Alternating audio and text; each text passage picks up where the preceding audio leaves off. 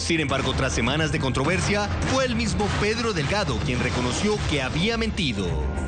Porque debo reconocer, con hombría de bien, que cometí un error, gravísimo error, hace 22 años. Tomé una decisión equivocada y para alcanzar un objetivo académico cometí una falta que hoy me está costando muy caro. En diciembre de 2012, Pedro Delgado salió hacia Miami, argumentando que regresaría a responder por su actuación. Sin embargo, no regresó, pese a las promesas de Correa. Pero él tiene que volver a dar la cara. Y si no viene a dar la cara, bueno, seremos los primeros en denunciar ese acto de falta de responsabilidad. Pero sus polémicas no se detuvieron y en septiembre del 2014 las autoridades iniciaron un juicio en su contra por el caso Gastón Dusac. En abril de 2016, Delgado fue condenado por este caso a 8 años de prisión. Luego fue pedido en extradición a Estados Unidos. Sin embargo, este pedido no se ha concretado. Este 12 de enero del presente año, las autoridades ratificaron la sentencia. Como lo dijimos bien, Pedro Delgado nos acompaña hoy en Zoom a la noticia. Señor Delgado, le agradezco su tiempo, muy amable. Él es primo del presidente Rafael Correa, expresidente del Banco Central del Ecuador, quien actualmente también se encuentra fuera del país. Señor Delgado, bienvenido. Buenas tardes, Andrea, qué gusto. Gracias por permitirme conversar con usted y por este medio con toda Latinoamérica. Es importante y ha pasado mucho tiempo, más de 4 años, en las que he sido atacado, en las que se ha dicho mucho, casi soy el culpable de todos los males del Ecuador. Me ha atacado el gobierno, Rafael, me ha atacado la oposición, me ha atacado la prensa, y creo que llegó el momento de presentar mi verdad. ¿Cuál es esa verdad, señor Delgado? Porque bien lo dice usted, hace 4 años y medio usted salió del Ecuador. Todos recordamos a ese presidente Rafael Correa en una sabatina decir que usted iba a regresar, que se había ido a la fiesta de su hijo en Miami, que iba a enfrentar la justicia. ¿Por qué nunca volvió? A ver, yo creo que, y para poder entender por qué no volví, debemos completar el por qué decido hablar después de tanto tiempo. Decido hablar después de tanto tiempo, como le digo, porque Rafael, pretendiendo atacarme, pretendiendo desviar la atención de los problemas de los negociados petroleros que se denunciaron últimamente, se atreve a referirse a mi hija y casi decir que me dio trabajo por pena porque tengo una hija discapacitada. Mi hija, a la cual adoro, tiene un problema auditivo, y como cualquier otro padre usted se entenderá que ya uno se molesta, se indigna de que esta persona, a guisa de menospreciar a un traidor, como él dice, use a mi hija. Entonces lo único que quiero decir es que si él quiere referirse a mí y hablar de mí, que se dirija directamente a mí y no a mi familia y mucho menos a mi hija.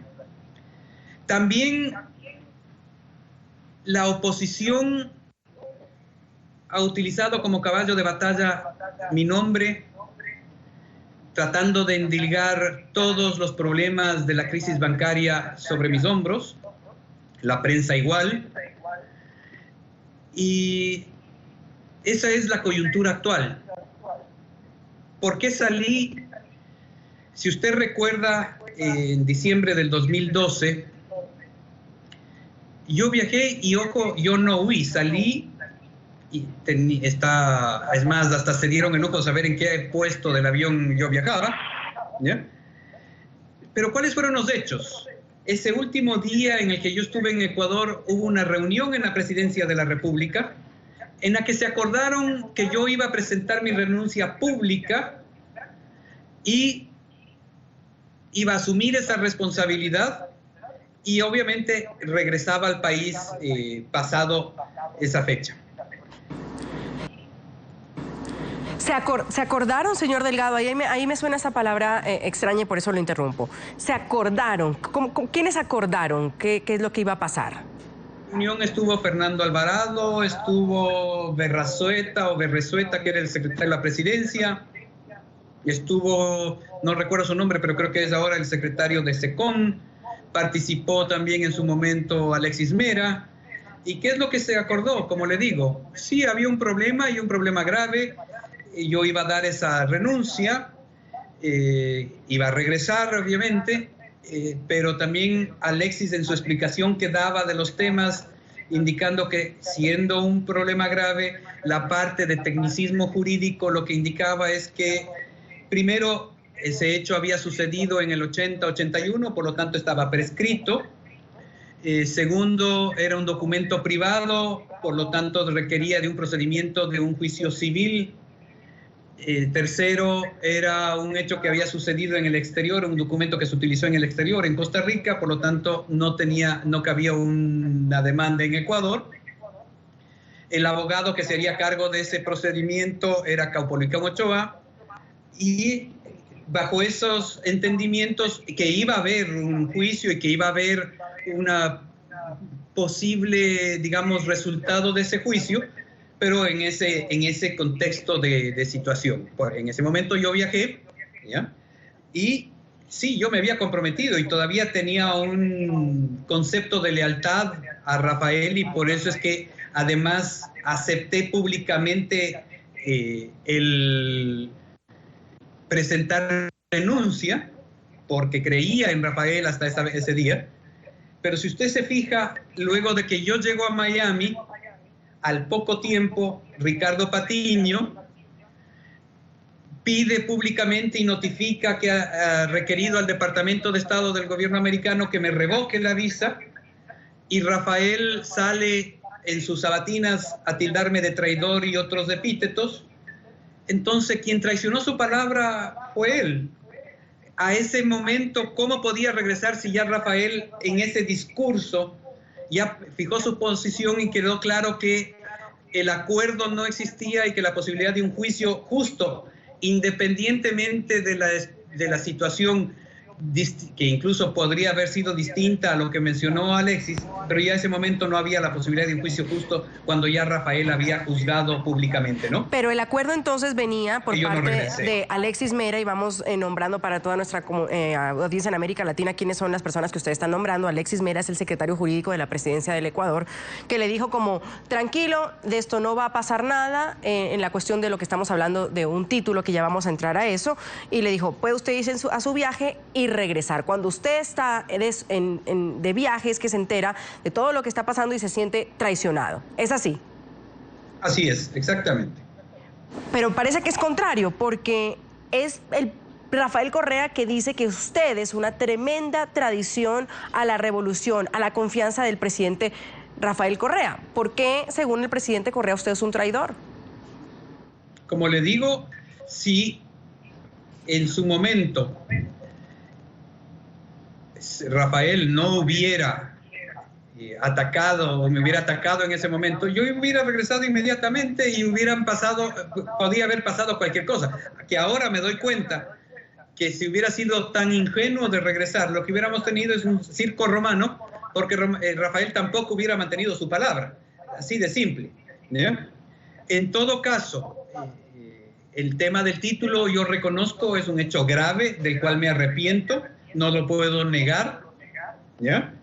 Pero de ahí a tratar de decir que yo no tenía la capacitación, porque yo tengo un programa de especialización, cumplí un programa de especialización en banca y finanzas en el INCAE, en el cual me gradué con honores.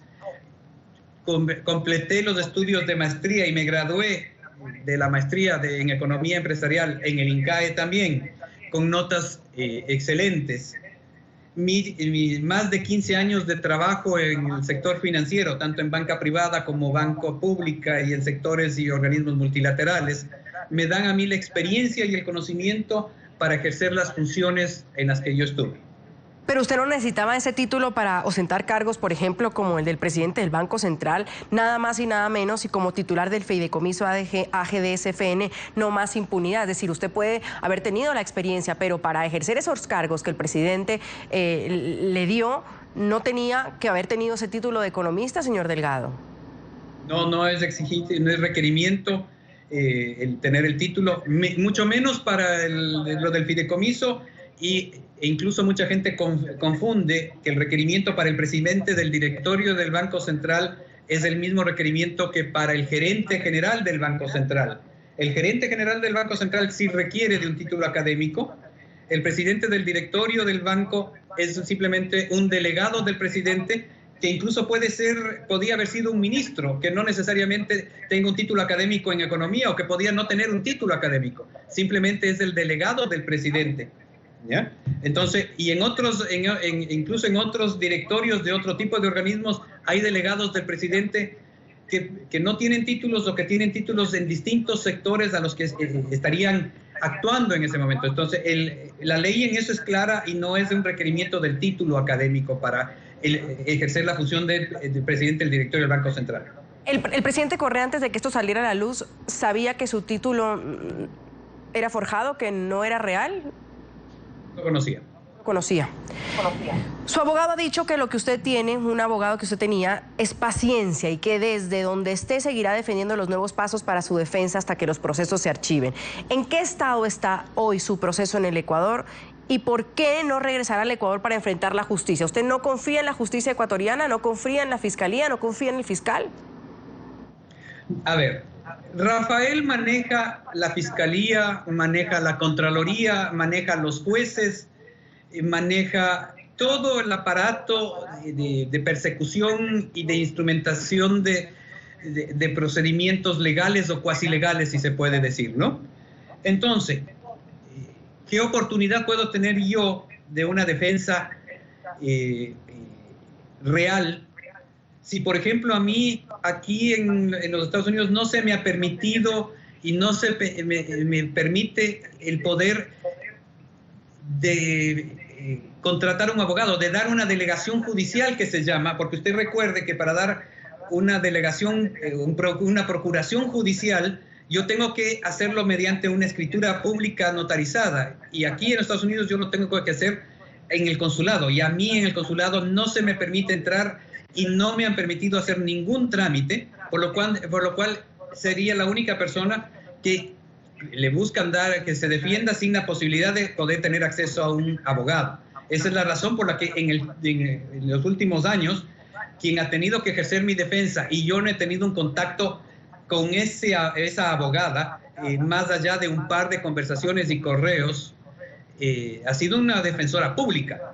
El abogado que yo tenía una procuración específica que era para el tema del título, pero cuando yo quise hacer una procuración para otro tipo de procedimientos, ya no se me permitió, ¿ya? Cuando quisimos presentar escritos que demuestren mi inocencia en el tema COFIEC, por ejemplo, ¿ya? Las pruebas que yo pedía que se requieran y se ponía por escrito al fiscal que lo pida, el fiscal nunca daba trámite. Y yo le voy a hacer llegar a usted, y usted me tendrá que explicar si se lo mando por correo electrónico o cómo. Yo tengo los documentos que comprueban lo que estoy diciendo, ¿ya?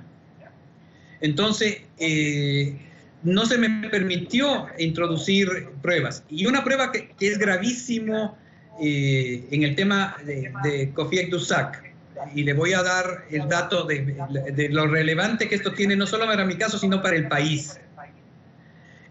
Rafael me llama y me dice: reúnete con el secretario de inteligencia, la SENAIN, y con el secretario de anticorrupción, que te tienen que informar de unos temas.